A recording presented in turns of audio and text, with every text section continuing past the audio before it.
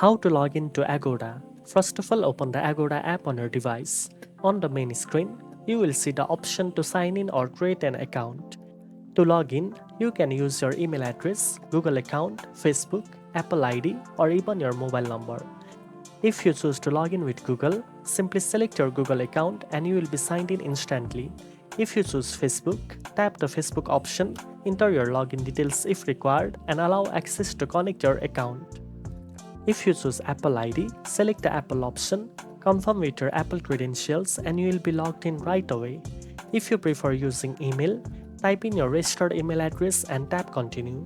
Agoda will then send you a one-time password to your email inbox.